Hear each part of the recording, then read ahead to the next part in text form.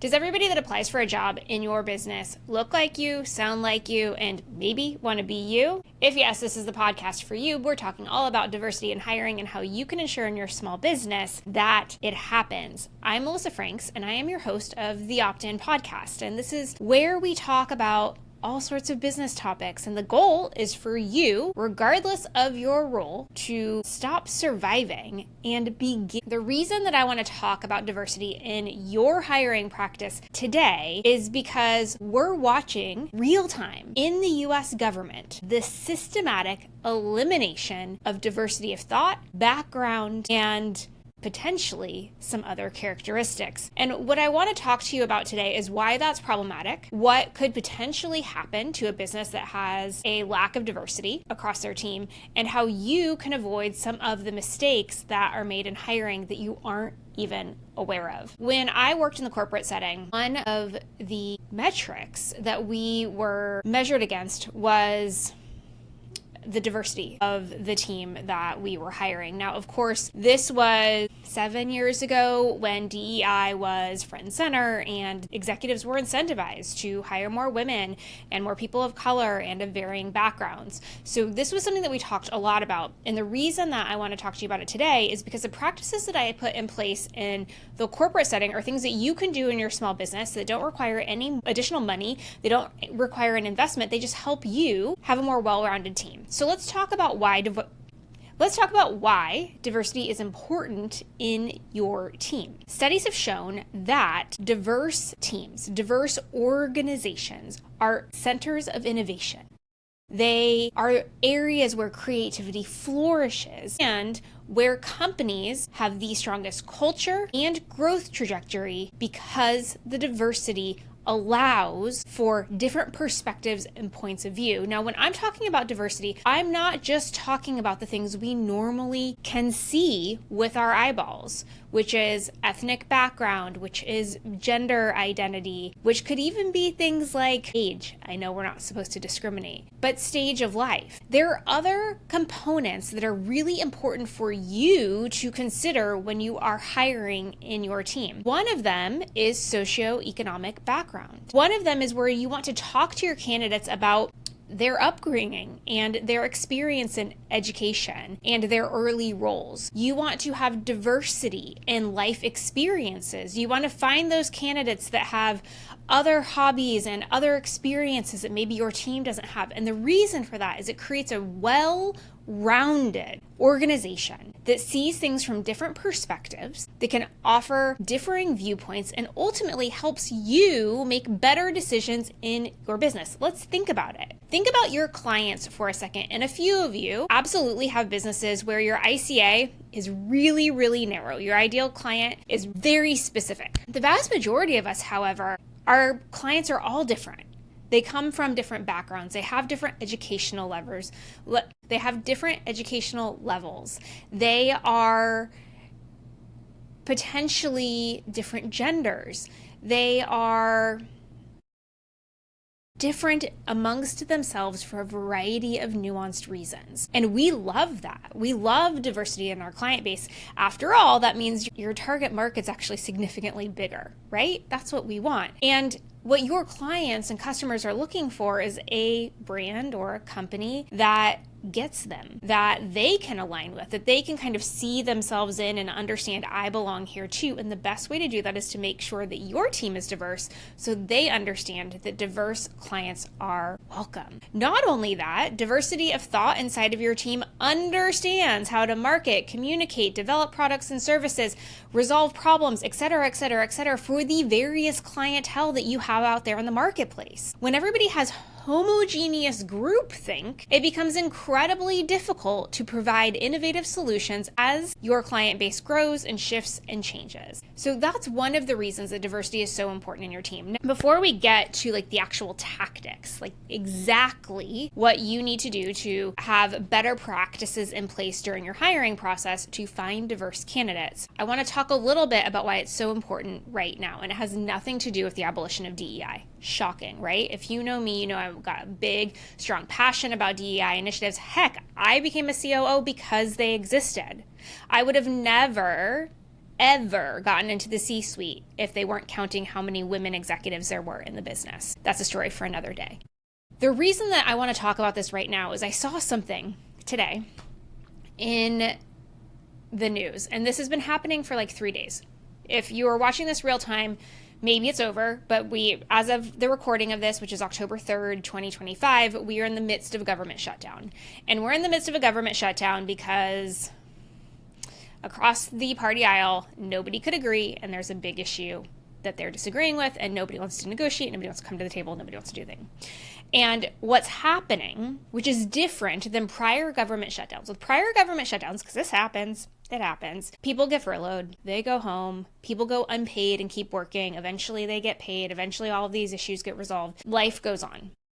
That's what happens. This time, there is an added nuance, and that is that the administration is calling for the permanent layoff of individuals that are misaligned to the objectives and priorities of the administration. Sit with that for a second.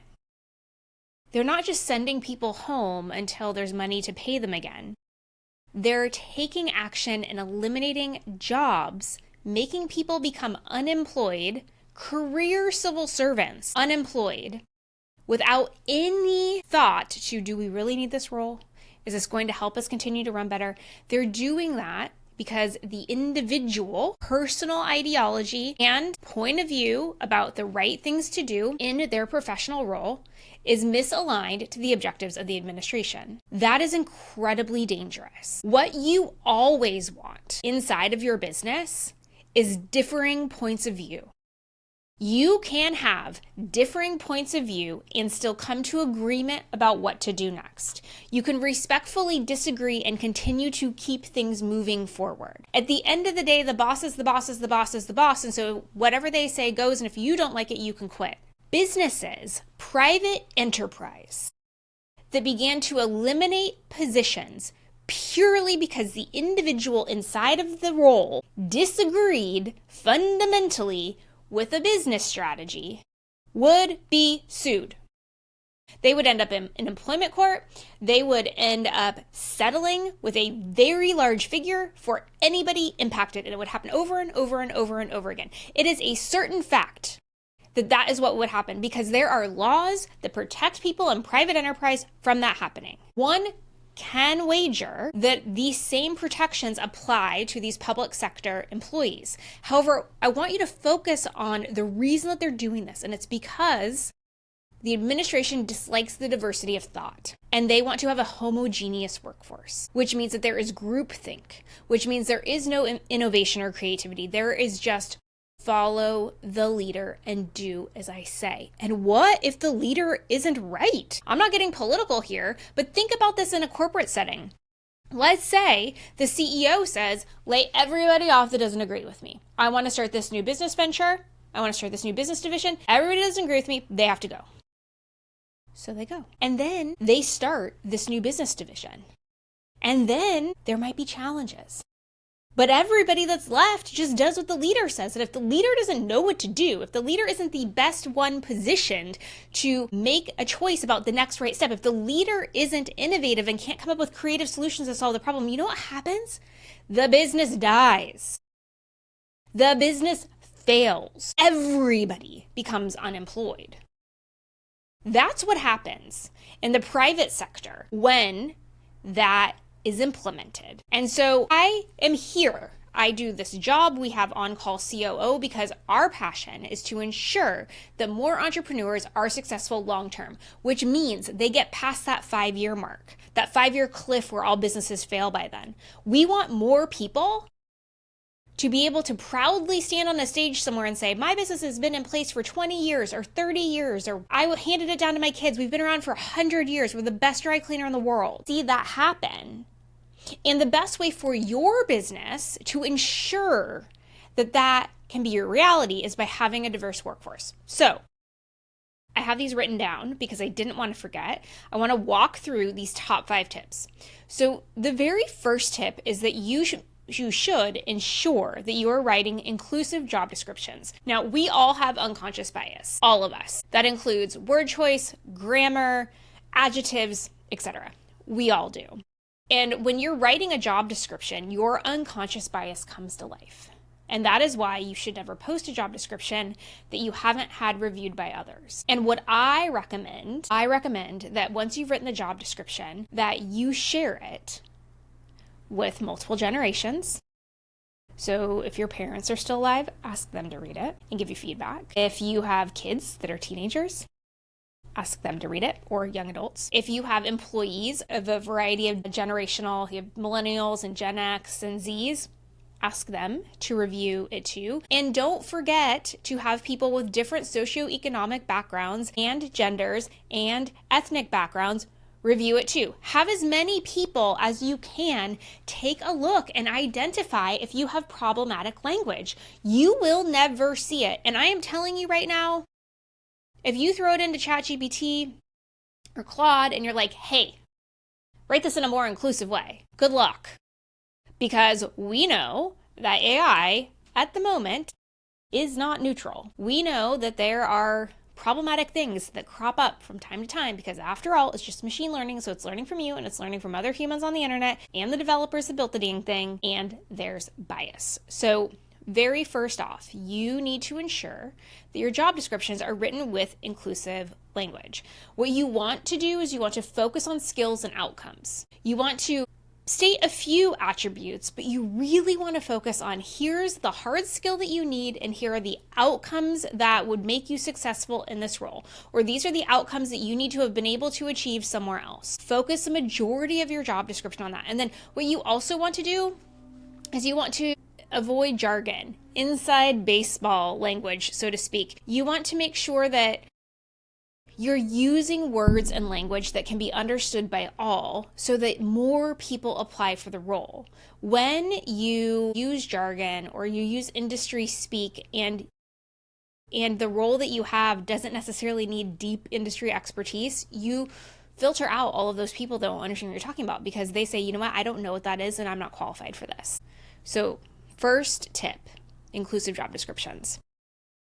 The second is pay attention to where you're posting the role. If you are posting the role on your social media only, then it is the people that you have built relationships with that will see that and apply. That is about as biased of a pool as you can get because people that different opinion from you probably aren't connected to you. People that disagree with you probably aren't connected to you. And the people that are connected to you may not be qualified for the role. They just want to work with you.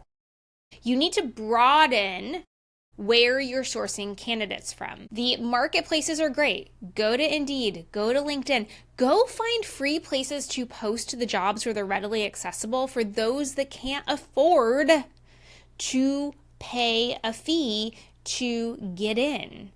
What you want to do is reach out into the community. You know, there's something to be said for our old school ways where you could post something up on a corkboard and then, you know, they'd be able to call you and see what was going on with the job. You want to partner with other organizations. Find Facebook groups or other professional networks in your area where you can say, hey, we're looking to hire this role if you know of anybody. Extra credit if you're able to find a women's professional network and a other ones like that out there. I can't come up with any off the top of my head. What you want to do is you want to go find professional networks across the board that provide diversity and potential applicant pools. And then the other thing, of course, that you want to do is make sure that you have referral mechanisms in place so that employees can apply and get incentivized and rewarded. And I love to do that where there's an extra kicker for diverse candidates, because that incentivizes them to really dig deep into their pool and see who else they can find. The third is to standardize your interview process. Before you look at a single resume, before you look at a single application, before you talk to a single candidate, you should be very clear around how you're going to interview and offer different modalities.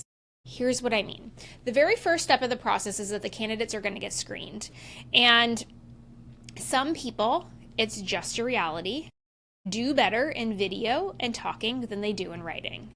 So one of the things that I like to do when you can do it in an environment is you offer an application that they complete, and you offer them the opportunity to provide a video with it.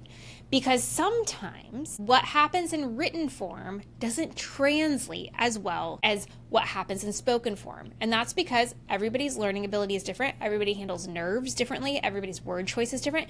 You want to look at both. You don't want to exclude one. However, when you offer different mediums, you may see something that you missed because you only had one or the other. During the screening process, you also want to come up with knockout criteria well before you start looking at anything, and you want to make sure that you've run it by a few people. So if they don't have a college degree, we're not going to talk to them. Or they don't have experience in the fashion industry, we're not going to talk to them. Or if they haven't held a role for a certain amount of time, we're not going to talk to them.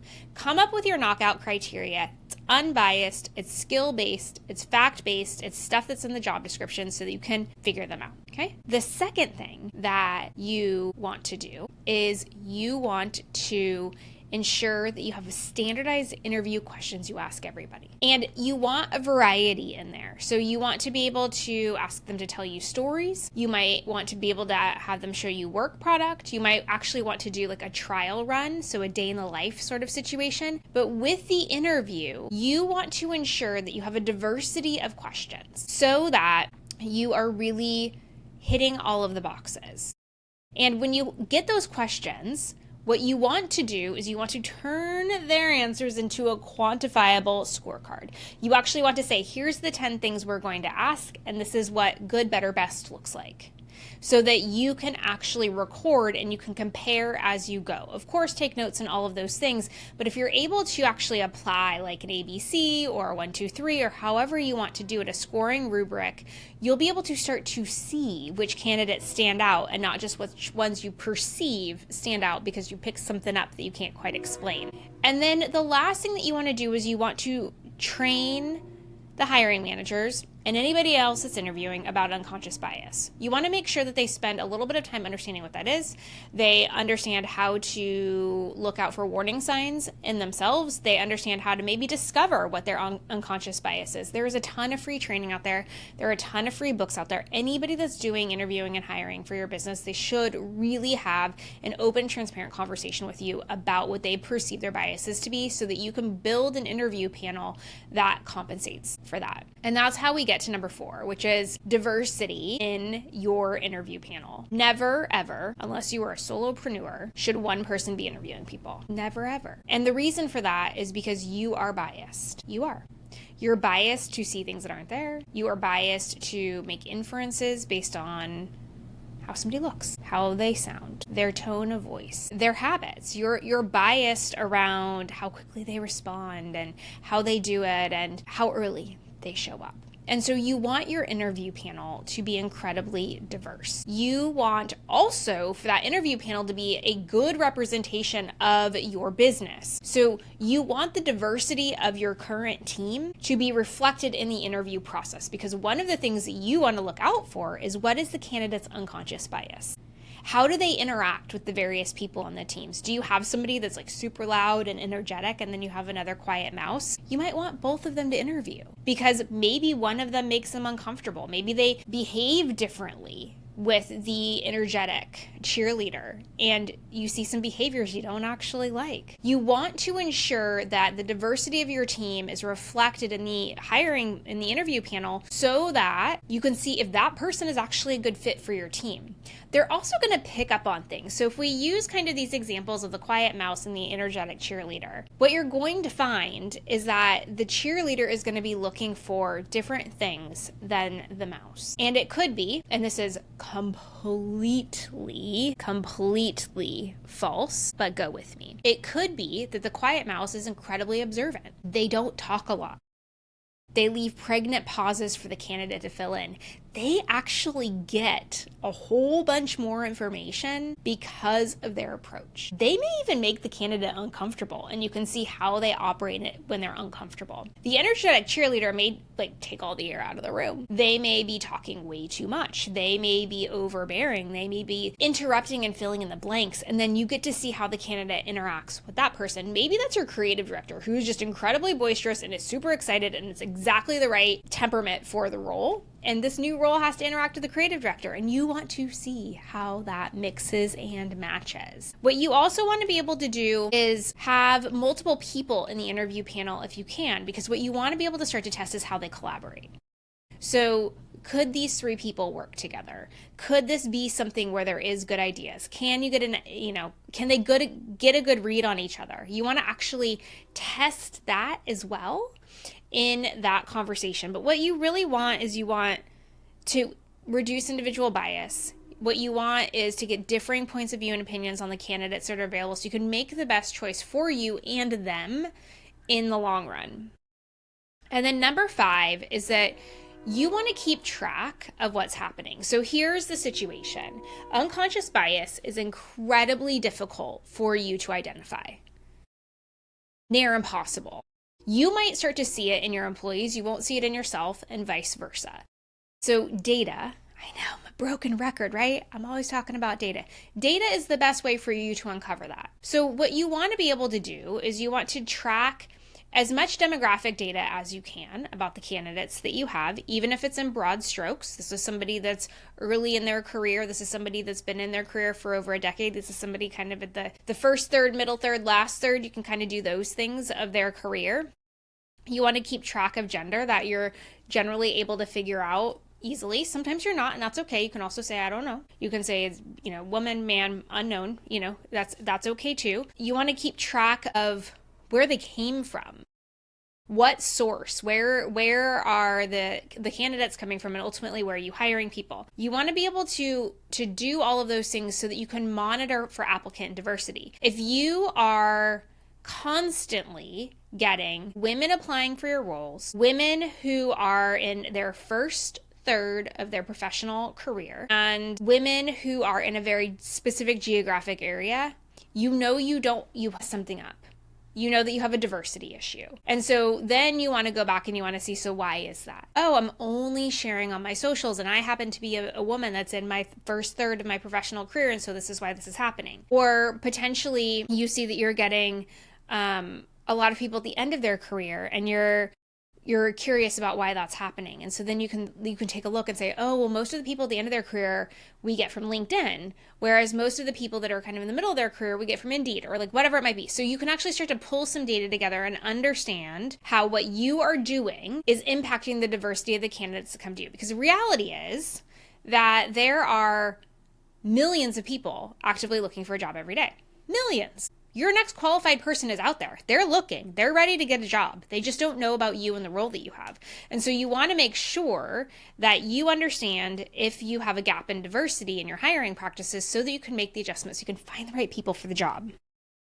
You also want to take a look at conversion rates. So what you want to take a look at is what the demographics of candidates are as they move through the pipeline and who most often gets hired. You want to be able to take a look at those same data points and say, are we always hiring the same sort of person? And if we are, what can we do to eliminate some unconscious bias so that we take a more diverse approach to what we're doing? And so you're out there. Here's the deal. You have great intentions. Your business is growing. Your team is growing. Somebody's moved on. Somebody's gotten promoted. You have a vacancy. You have a reason that you need to hire. You have good intentions and you have real money to give somebody for doing actual work for you, and you want to give them the opportunity. And the best way to bring that into the world is to do it with a really diverse approach, because the more diverse your team is, the faster your business is going to grow. I know that this sounds counterintuitive, but as I started the podcast at the very, very beginning, diversity is the key to high growth in business. It just simply is. And so as much as You want to have an affinity for the candidates that come in as much as you want to hire somebody that like you feel good about, right? In your gut, like you just, like this is the right person. You feel good about it. You've got to make sure that you do all of those other things too. In a world where DEI has become loose, we're not as strictly required to do the due diligence necessary of our practices, processes, and approaches to ensure that we have diversity in our decision making. And as I stated, the impetus for this podcast today was what we're seeing real time with the current administration removing diversity of thought from their organizations so that they can do what they want. Whether it's the right thing or not, they don't care as long as everybody working for them does what they say. And unless you want a business like that, the best way to avoid that and the eventual demise of your business is to ensure that your practices are diverse.